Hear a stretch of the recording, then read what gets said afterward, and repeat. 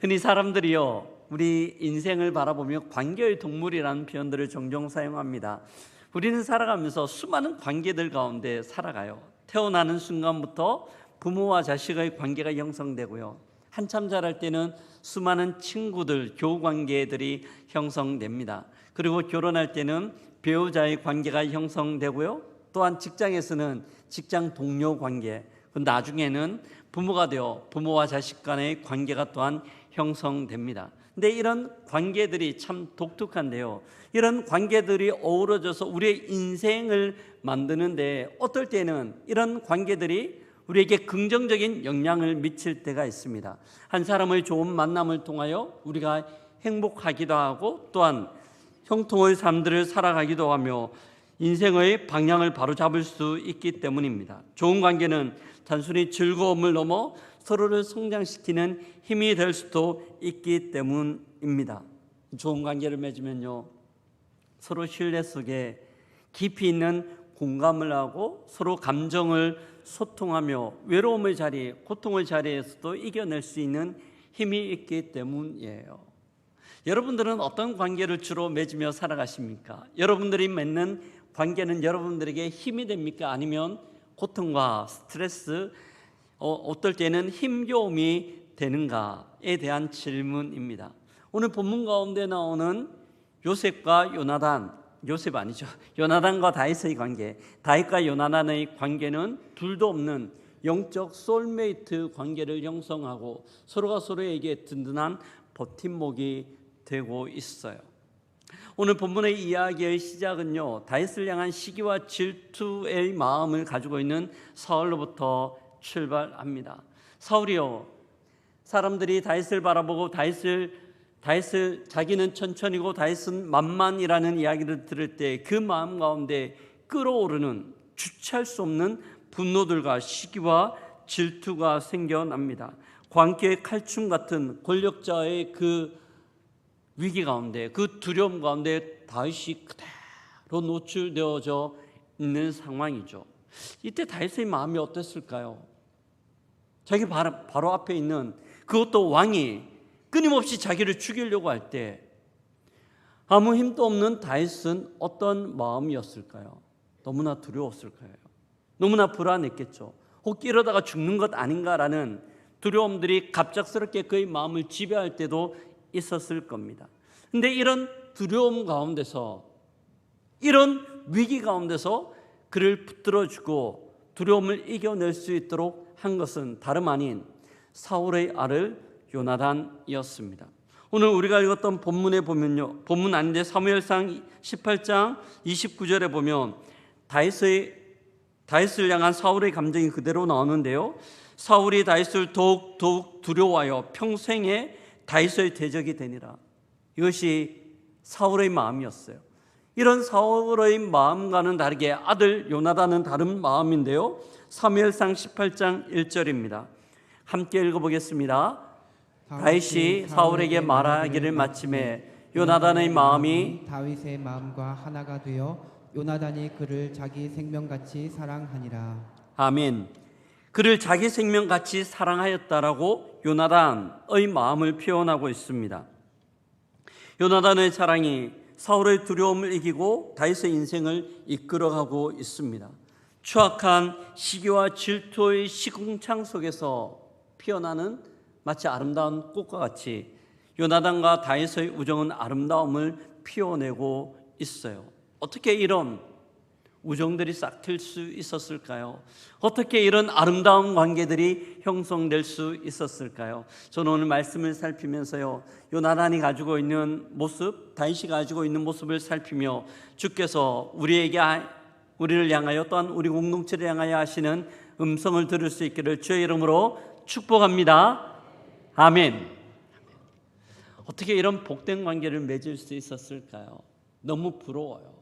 그 이유 첫 번째는, 본문을 통해서 살펴볼 수 있는 첫 번째는요, 이들은 조건을 넘어선 관계 가운데 있습니다. 조건을 넘어서고 있어요. 우리나라 사람들의 특징인지는 모르겠지만 우리는 항상 새로운 사람들을 만나면 많이 물어봅니다. 뭘 주로 많이 묻습니까? 그 사람의 나이, 그 사람의 학교, 집안 이런 것들을 많이 물어요. 주로 학연, 지연, 혈연이 중요하기 때문이죠.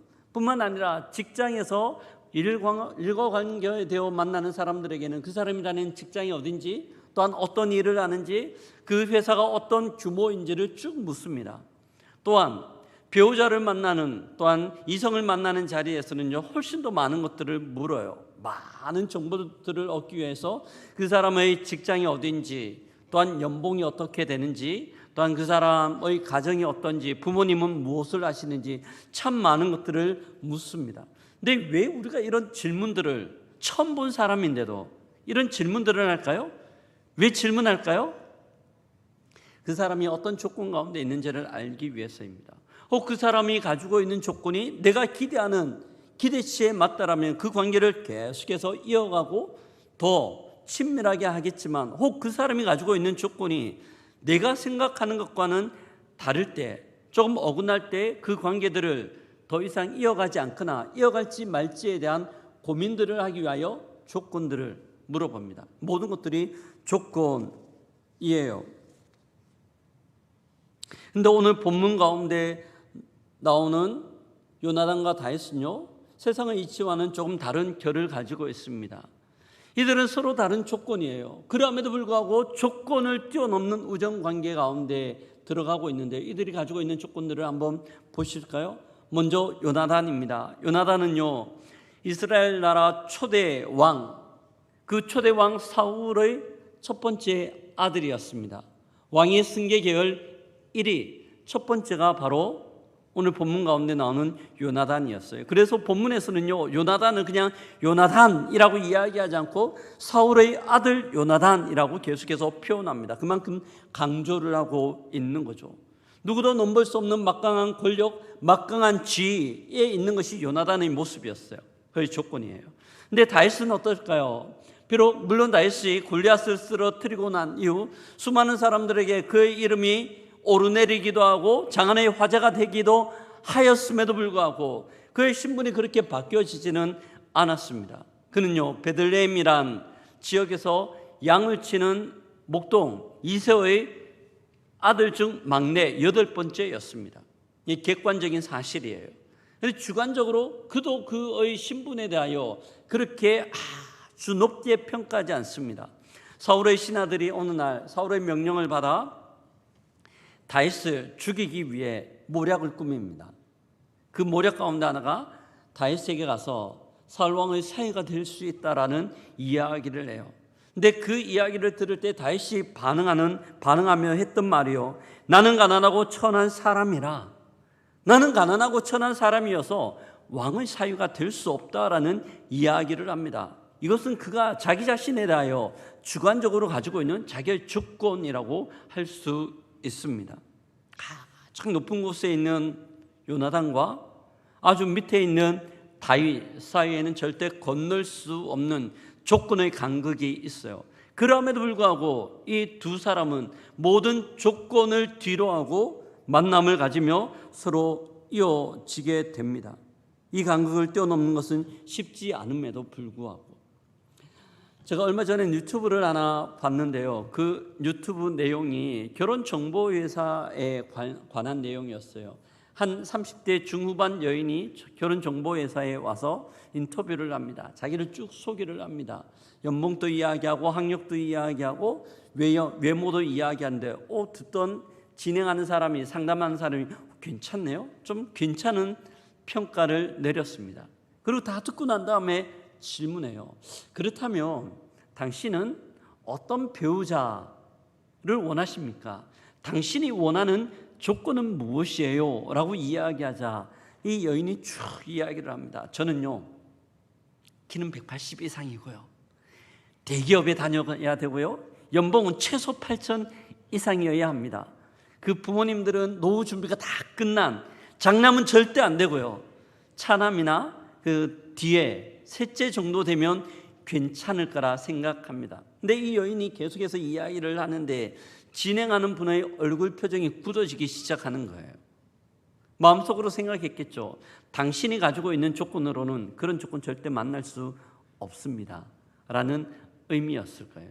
그럼에도 이 여인은 계속해서 이야기를 합니다. 자기가 가지고 있는 조건이 좋으니까, 자기가 가지고 있는 스펙이 좋으니까 다 이야기를 하는 거죠. 상담이 마쳤어요. 그리고 나서 진행하던 사람이 마지막으로 이야기를 합니다. 그 여인을 바라보며 당신이 이야기했던 조건은 힘들 것 같아요. 혼자 사는 게 훨씬 더 좋을 것 같습니다. 라는 이야기를 합니다. 사람들은 이처럼 조건을 이야기하고요. 어떨 때는 그 조건이 뛰어넘을 수 없는 장벽이 되기도 합니다. 이것이 우리가 살아가고 있는 시대, 사람들이 보여주고 있는 모습이에요. 근데 이런 조건들이라는 것은 쉽게 이야기하면 기준이나 선이라고도 표현할 수 있어요. 각 사람들은 자기만의 기준들을 가지고 자기만의 선들을 가지고 많은 사람들을 재단하기도 하고 측정하기도 하며 어떤 공동체를 보기도 합니다. 근데 사랑하는 성도 여러분, 이런 기준들, 이런 선들이 많으면 많을수록 어떨까요? 사회생활할 때는 조금 괜찮아요. 그래서 그런 사람 잘 안 어울리면 되니까. 하지만 우리 공동체 안에 그 선들이 들어오면 어떻게 될까요? 사람들마다 수많은 자기만의 기준들을 가지고 자기만의 선들을 가지고 있을 때 그 기준과 선은 보이지 않는 벽이 되어져요. 보이지 않는 벽이 되어 서로의 관계를 막고 서로가 교통하고 소통하고 또한 교제하는 것들을 계속해서 막는 거죠. 물론 말로는 교제한다고 이야기할 수 있지만 그 마음을 열지 않기 때문에 그런 공동체에 가면 특징이 있습니다. 끼리끼리의 문화예요. 이 사람은 내가 가지고 있는 기준하고 맞으니까, 이 사람들이 내가 가지고 있는 생각하고 맞으니까 서로 공동체를 이루고 깊이 나눌 수 있지만 이 사람은 나와 조금 다르네, 이 사람은 나와 좀 뭔가 틀리네 라는 것들로 배척하거나 약간 거리를 둘 때 그 공동체는 연합이거나 하나 되거나 아니면 한 공동체, 주님이 기뻐하시는 공동체를 이룰 수 없는 거죠. 왜 그럴까요? 주께서 우리에게 주신 교회 공동체는 유일한 기준이 있다면 유일하게 그것은 복음이기 때문입니다. 오직 죄 몸된 공동체의 기준은 복음인 줄 믿습니다. 복음 안에서 모두 다 하나예요. 복음 안에서는 우리가 서로 소통하고 연합하며 함께 한 마음으로 하나님의 영광을 위하여 나아갈 수 있는 거죠. 사도 바울이요 갈라디아서 3장 27절과 28절에서 이렇게 우리에게 말씀합니다. 함께 읽어보겠습니다. 누구든지 과 연합하기 위하여 세례를 받은 자는 그리스도로 옷 입었느니라. 너희는 유대인이나 헬라인이나 종이나 자유인이나 남자나 여자나 다 그리스도 예수 안에서 하나이니라. 아멘. 다 그리스도 예수 안에서 하나이니라. 다 그리스도 예수 안에서 하나이니라. 아멘. 이것이 주께서 우리를 부르신 부르심인 줄 믿습니다. 이 당시에는 수많은 것들로 나뉘어질 수 있었어요. 기준이 있었죠. 사회 가운데는 왕과 신하가 하나가 될 수 없었고요, 주인과 종이 절대 하나가 될 수 없었습니다. 남자와 여자는 연합할 수 없었고 헬라인과 유대인은 절대 한 공동체 가운데 자리할 수 없었어요. 하지만 예수 그리스도의 복음은 모든 기준들을 허물어뜨리고 유일하게 하나님께서 우리를 묶어주신 것은 하나님의 자녀 그리스도 예수 안에서 한 지체라는 것들로 묶어주셨죠. 그렇게 형성된 것이 죄의 몸된 교회입니다. 사랑하는 성도 여러분, 우리는 어떤 모습으로 신앙생활을 하고 있습니까? 우리가 특별히 교회 공동체 안에서 혹 우리 가운데 많은 기준들이 있지는 않습니까? 그 사람과 나를 구분하는, 나와 다른 사람들을 구분하는 수많은 기준들이 있지 않습니까? 어떻게 해야 될까요? 어떻게 해야 될까요? 요나단은요, 그 기준들을 스스로 허물어뜨려 버리고 있습니다. 그 기준들을 허물어뜨리는 요나단으로 인하여 다윗은 그의 고통과 그가 생명의 위협을 느끼는 어려움 가운데서도 힘을 내고 살아갈 수 있었던 것이죠. 우리 공동체 가운데 이런 21세기 요나단들이 많아지기를 주의 이름으로 축복합니다. 누구 한 명이 용기를 내는 거예요. 요나단이 이런 용기 내는 거 쉬웠을까요? 아니요, 쉽지 않았어요. 뒤에 가면 살피겠지만 아버지가 계속해서 윽박 지르잖아요. 왕이. 그럼에도 불구하고 요나단은 거기에 굴하지 않고 계속해서 그 기준들, 선들을 허물어뜨리고 다윗을 향하여 나아갑니다. 그럴 때 다윗은 하나님 앞에서 다음 이스라엘 나라를 다스릴 수 있는 왕으로 준비되며, 그를 통하여 하나님 나라, 하나님이 통치하시는 이스라엘의 기틀이 마련될 수 있었습니다. 기준을 허물어뜨리는 그 요나단 한 사람으로 인하여, 그 한 사람으로 인하여 주께서 일하시고 역사하신 은혜입니다. 이 요나단과 다윗 가운데 맺어진 우정의 관계예요. 존 스토트 목사님은요, 그의 책 하나님의 사람에서 교회를 인간의 모임이 아닌 그리스도의 복음으로 세워진 하나님의 새로운 공동체라고 규정하고 있습니다. 오직 복음 가운데 있을 때, 그 복음만이 우리의 기준이 될 때 그런 공동체가 되는 거죠. 우리 고연교회 공동체가 그런 공동체 되기를 주의 이름으로 축복합니다. 옆에 분들하고 한번 그렇게 인사할까요? 21세기 요나단으로 쓰임받기를 소망합니다. 아멘. 아멘. 이 첫 번째예요. 두 번째, 어떻게 요나단과 다윗은 그런 관계를 유지하고 그런 우정을 나눌 수 있었을까요? 이들 가운데는 섬김과 헌신이 있었기 때문입니다. 요나단은 다윗을 차별하지 않았을 뿐만 아니라 기준을 없애는 것뿐만 아니라 그에게 필요한 것들을 돕고 섬기고 있어요. 섬김과 헌신이라는 것은요, 그 마음 가운데 있는 조건 없는 사랑이 구체적으로 어떻게 표현되어져야 하는지를 보여주는 것이 섬김과 배려라고 할 수 있습니다. 오늘 본문 가운데 요나단의 섬김과 배려가 그대로 나오는데요, 18장 4절이에요. 같이 한번 읽어볼까요? 같이 읽습니다. 요나단이 자기가 입었던 겉옷을 벗어 다윗에게 주었고 자기의 군복과 칼과 활도 띠도 그리하였더라. 아멘. 요나단이 자기가 입고 있던 옷을 벗어요. 그리고 겉옷을 벗고 자기의 군복도 벗고 칼도 활도 다 다윗에게 줍니다. 요나단에게 이것이 필요 없었기 때문일까요? 그렇지 않아요. 지금 전쟁 중이에요. 요나단도 필요하죠. 그렇지만 다윗에게는 더 필요하기 때문에 주고 있는 겁니다. 전쟁을 계속해서 수행해야 되는 다윗인데요, 골리앗을 쓰러뜨렸던 것처럼 물맷돌 하나만으로 계속 전투를 할 수는 없잖아요. 그에게 칼이 필요하거든요. 활이 필요하고 군복이 필요하였기에 요나단은 자기의 것을 벗어 아낌없이 다윗에게 주고 있습니다. 다윗을 향한 인정이라고 할 수 있죠. 그의 섬김의 모습이었습니다. 사랑하는 성도 여러분, 이것이 요나단이 보여주고 있는 모습이에요. 근데 우리가 살아가고 있는 시대의 모습은 어떻습니까? 이런 섬김과 배려, 이해? 아니요. 이 시대의 특징은요, 자기 중심적이에요. 자기가 마음대로 생각하고 자기가 평가하고 자기가 판단합니다. 그대로 움직여요. 그리고 자기 중심성 중앙, 마음의 빗장을 열면 그 중심 가운데 무엇이 있는가 하면 계산이 있습니다. 철저하게 계산적이에요.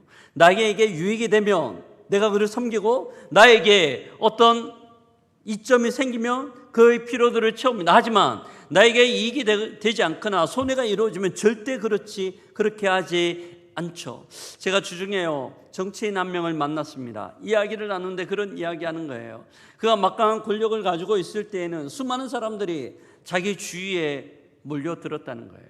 전화도 많이 하고 식사 약속도 많이 잡아서 절대 외롭지 않고 너무나 바쁜 시간들을 보냈다고 이야기합니다. 그러다가 그 권력으로부터 멀어지는 순간, 그 멀어지는 거리만큼 사람들이 자기를 찾는 빈도수가 줄어들고 자기를 향한 찾아오는, 전화하는, 식사하는 숫자로 계속해서 줄었다는 거예요. 지금은 어떤 사람도 자기를 찾아오지 않는다는 이야기를 하면서요, 인생의 씁쓸함, 사람들의 모습에 대한 실망감을 이야기하였습니다.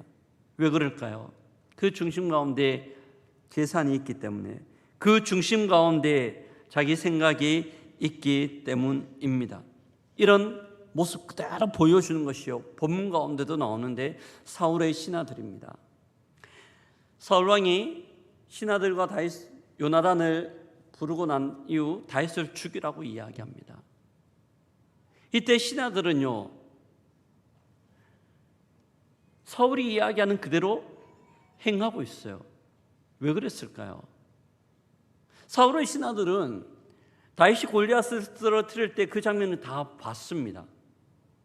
그리고 하나님의 영이, 여호와의 영이 그와 함께하는 것도 봤고, 하나님이 그에게 승리를 주시는 것도 철저하게 느꼈던 사람들이에요. 그럼에도 불구하고 사울이 하나님의 영이 함께하는 다윗을 향하여 죽이라고 이야기할 때 신하들은 주저하지 않습니다. 왜 그랬을까요? 혹 왕이 이야기하는 것들을 거역하였을 때 다윗에게 튀던 그 불똥들이 자기에도 튈 수 있다는 두려움 때문에, 자기가 지금 누리고 있는 자리와 위치와 특권들을 놓칠 수 있다는 두려움 때문에 그렇게 하고 있는 거죠. 그들에게는 무엇이 옳은지 그른지가 중요한 것이 아니라 나에게 유익을 주는지 안 주는지가 훨씬 더 중요했고, 그들은 이 논리를 따라 움직이고 있는 겁니다. 하지만 요나단과 다윗이 우리에게 보여주는 모습들은 전혀 다르다고 할 수 있습니다. 요나단은 그에게 있는 모든 것들을 다윗의 필요를 따라 베풀어주고 있습니다. 어느 두 친구가 있었어요. 한 친구가 좀 심한 병이 걸렸습니다. 암이에요.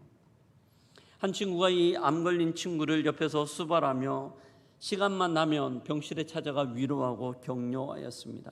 그런데 이 친구의 병세는 계속 악화되는 거예요. 나을 기미가 보여지지 않습니다. 너무 좀 몸이 안 좋아지는 상황 가운데서 병에 걸렸던 친구가 문병원 친구에게 이야기합니다. 여보게, 나는 더 이상 자네에게 줄 수 있는 게 없어. 나는 계속 이렇게 있다가 죽을 것 같아. 그러니 더 이상 나를 찾아오지 마. 괜찮아, 이제 나를 찾아오지 마. 나는 줄 게 없어 라고 이야기를 합니다. 이 이야기를 듣던 친구가 아픈 친구의 손을 잡고 눈을 쳐다보며 이야기해요. 아니야, 내가 너를 찾아오는 것은 내가 너에게 뭔가를 얻을 수 있기 때문에 오는 것 아니야. 도리어 너에게 무엇인가를 얻을 수 없기 때문에 너를 찾아오는 거야. 이나마 너를 찾아오기에 너에게 위로가 되고 힘이 되고 격려가 되기 때문에 그것 하나 보면서 나는 너를 찾아오는 거야 라는 이야기를 하였습니다. 이야기를 듣고 있던 친구의 눈에서 눈물이 흘러내리면서요, 진정한 우정이 무엇인가를 다시 한번 생각해 보았죠.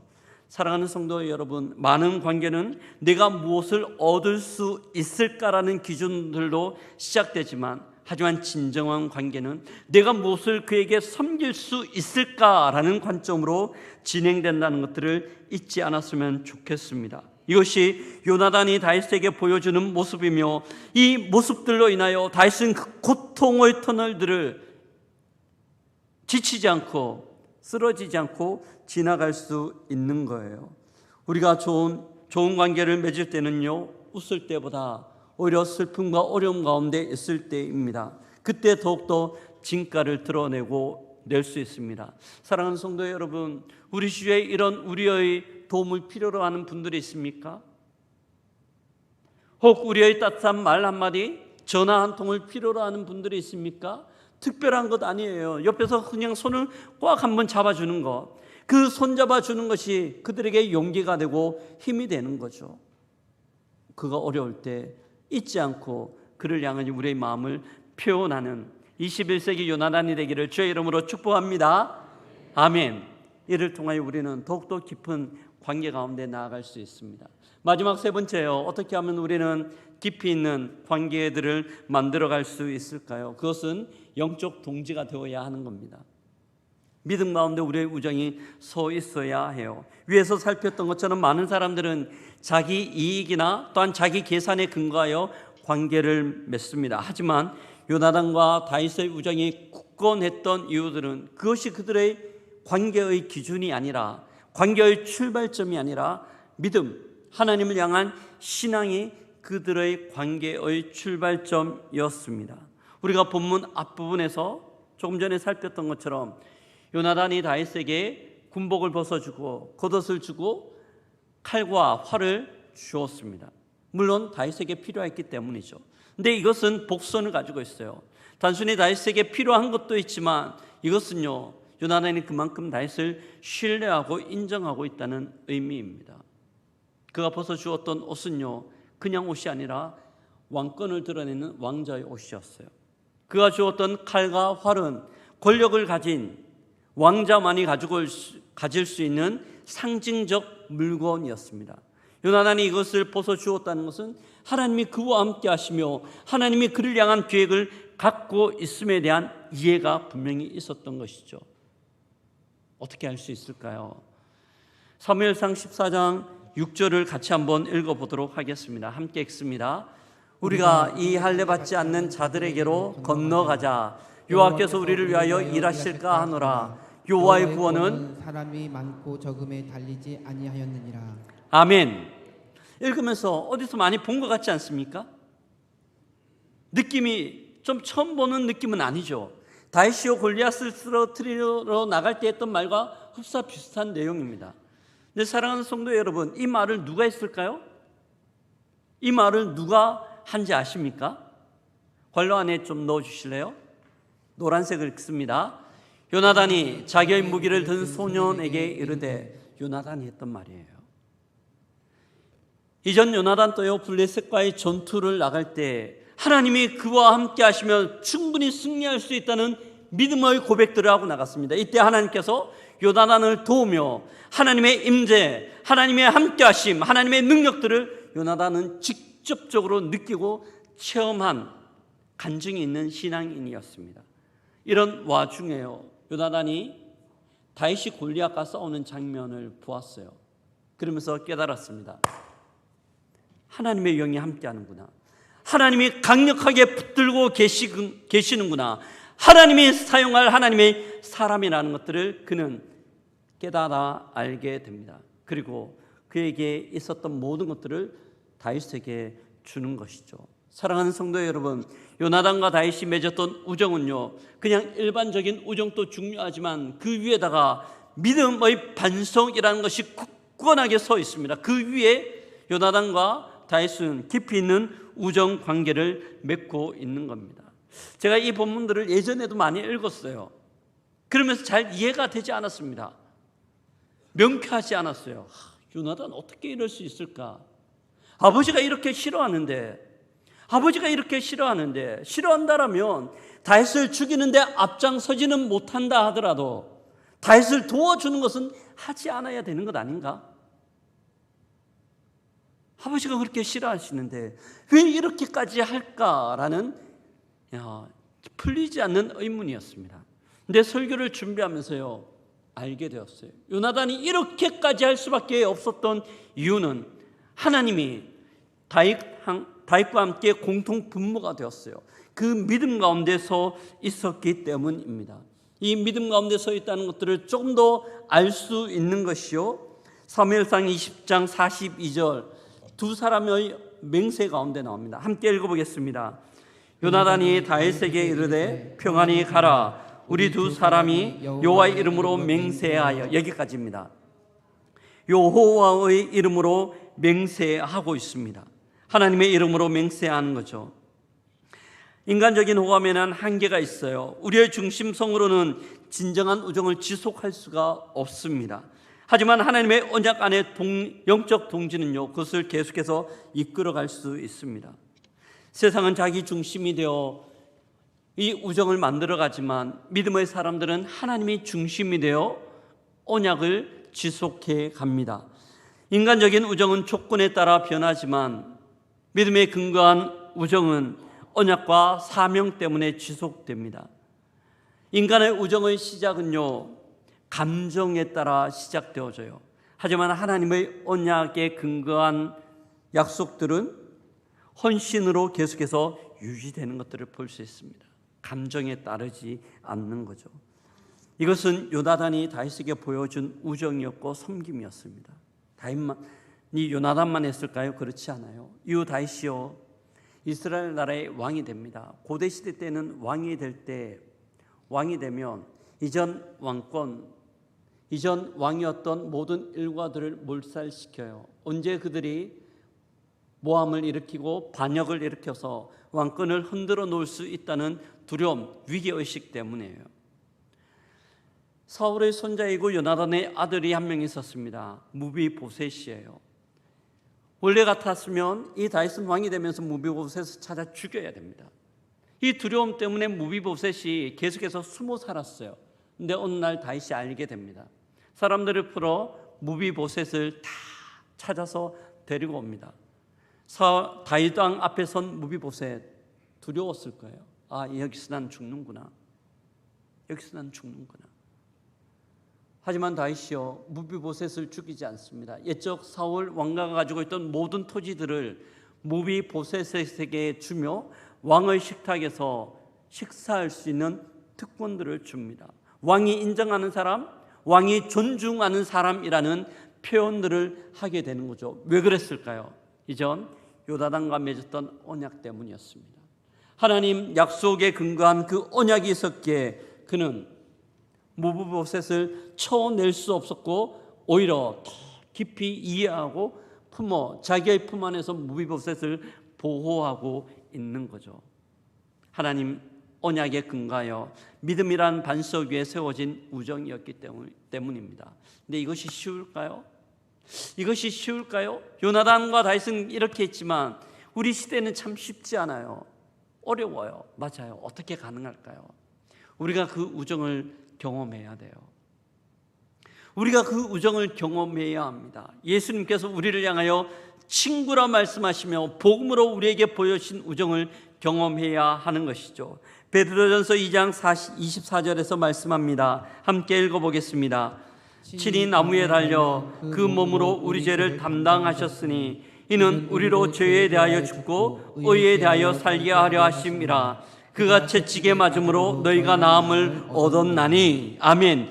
친히 나무에 달려 그 몸으로 우리 죄를 담당하셨으니 이는 우리로 죄에 대하여 죽고 의에 대하여 살게 하려 하심이라. 그가 채찍에 맞음으로 너희가 나음을 얻었나니. 그가 채찍에 맞음으로 그 십자가의 은혜로 나음을 입고 그리스도의 친구가 될 수 있었다고 말씀합니다. 절대 우리는 주님과 친구가 될 수 없죠. 죄성으로 충만한 우리는 하나님의 아들 주님과 친구가 될 수 없음에도 불구하고 십자가의 보혈, 그 보혈의 능력, 그 은혜로 인하여 우리가 하나님 앞에 나아가 주를 섬기며 그리스도께서 우리를 친구 삼아 주셨다고 말씀합니다. 우리는 주님의 친구예요. 이 복음의 은혜를 우리가 누려야 됩니다. 주님과 친구 되는 거죠. 그 친구 가운데 들어갈 때 그 은혜 때문에 우리는 우리와 다른 기준들 가운데 있는 사람들, 우리와 다른 계산 속에 있는 사람들을 향하여 모든 기준들을 무너뜨리고, 조금 아까 말씀드렸던 것처럼 21세기 요나단이 되어 궁핍과 어려움과 낙심과 힘겨움 가운데 있는 이들을 향해 우리의 손을 내밀 수 있습니다. 그리고 그 손을 통하여 그들의 소망 가운데 일어설 수 있는 용기들을 얻게 되는 것이죠. 사랑하는 성도 여러분, 이것이 요나단과 다윗이 우리에게 보여주는 우정의 모습이에요. 말씀을 마무리합니다. 이 시대는요, 계산적이고 자기 중심적입니다. 철저하게 자기 기준들을 가지고 관계를 맺어요. 이런 시대 가운데 우리가 무엇으로 하나님의 영광을 드러낼 수 있을까요? 다윗과 요나단이 우리에게 보여주고 있는, 요나단과 다윗이 우리에게 보여주는 우정의 모습이에요. 우리가 그 우정의 모습으로 세상을 향하여 손을 내밀 때 세상은 깜짝 놀라며 우리의 이 내민 손길을 통하여 하나님의 사랑과 그리스도의 형상을 발견할 수 있게 될 줄 믿습니다. 어느 도시에서 있었던 이야기입니다. 초등학교였어요. 학기가 시작되었는데요, 아이 한 명이 행복한 얼굴이 아니라 너무 무거운 얼굴이에요. 웃지를 않아요.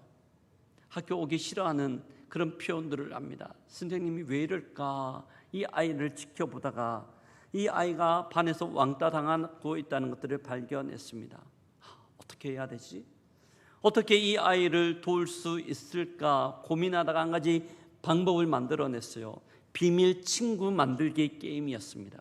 이 비밀 친구 만들기 게임은요, 반 아이들의 이름을 다 종이에 한 개씩 적어서 내 바구니에 넣는 겁니다. 그리고 바구니를 썩고 난 다음에 아이들이 다 한 개씩 꺼내는 겁니다. 마니또 게임 같은 거죠. 그리고 그 이름에 적힌 아이에 대하여 일주일 동안 비밀스럽게 그 아이의 친구가 되어주기도 하고 그 아이에게 도움을 주기도 하며 그 아이와 밥을 먹기도 하는 것, 물론 비밀이에요. 그렇게 일주일의 시간을 보내는 겁니다. 그렇게 해서 일주일이 지나갔습니다. 깜짝 놀랄 만한 변화가 일어났어요. 그렇게 어둡고 힘겨워하던 아이가, 왕따 당하던 아이가 웃기 시작하는 겁니다. 지옥과 같은 학창으로 마무리될 수밖에 없을 것 같은 그 아이에게 새로운 소망이 생긴 거죠. 비밀 친구, 그가 건넨 말 한마디, 그가 건넨 손짓 하나, 그가 건넨 도움 때문에 이 아이의 인생 자체가 바뀌었던 것입니다. 사랑하는 성도 여러분,